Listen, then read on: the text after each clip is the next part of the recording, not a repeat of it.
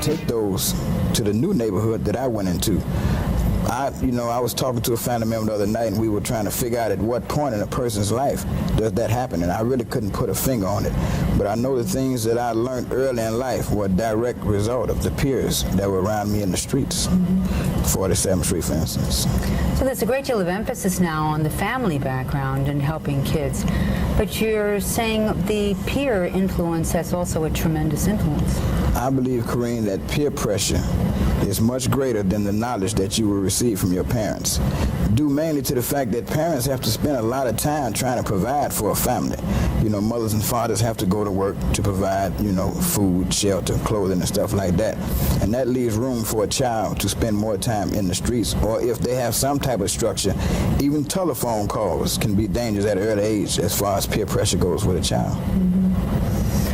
Which is kind of discouraging to a lot of us who are trying to get at the family backgrounds and trying to instill perhaps greater family values. What's the answer here? What has to be done? For one thing, when you were starting out as a little kid, and I understand you started when you were about 7? About 10. About 10? Yeah. So we're kind of a little late here, starting with our kids at 14. I mean, 10 or 8 or 9 is when they go in. Yeah. I believe, Corinne, unless a parent has some type of relationship with his child before the age of 10, they may have already lost that particular child. At 11, I had already fired my first firearm. So, that kind of tells you what the conditions are like in the inner city. Yeah. It's pretty discouraging. So, when you were starting out in a gang, it was more like neighborhood turf. It wasn't the drive-by shootings and some of the things that you hear about now every day in the paper. No. They had shootings, but nothing like what goes on today.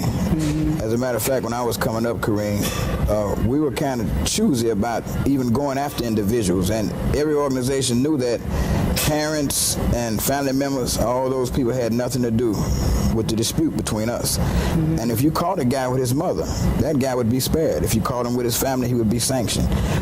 Now they drive by and they shoot everybody on the corner, no respect for anybody.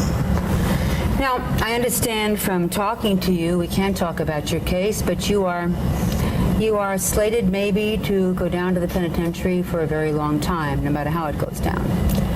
And you've confided in me that you would like to help. And I'd like to know, you've just painted a picture which seems pretty dim, that even though, for example, you came from a very wonderful family, good family, tried hard, the peer pressure in the street was still too much for you to overcome. What are your suggestions, Michael? What can be done to help this terrible situation?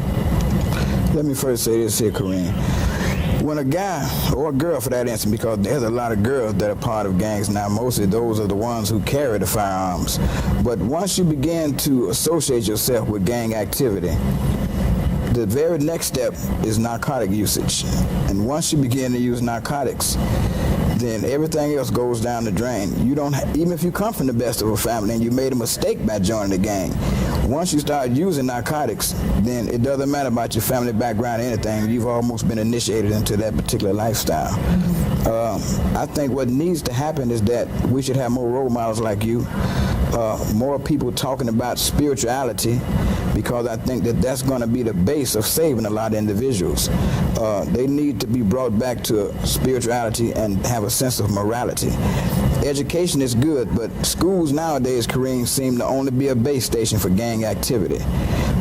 Some schools have to push the lockers up to the windows just to deter stray bullets from drive-bys. So it's hard to pinpoint and put your finger on one particular thing that we can do. But I know that if everybody works together as a whole, that we can make a difference in somebody's life. I'm talking about the government have to be concerned, the aldermen in the communities, the parents, the teachers, everybody have to play a part in order for us to get some type of relief from this situation, because it's very serious. All right, so what is the answer then? Is to not go after the disbursement of gangs, but to go after the drug addiction? Or are they part of the same piece?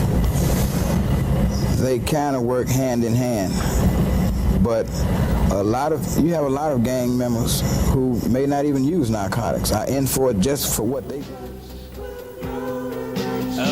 to know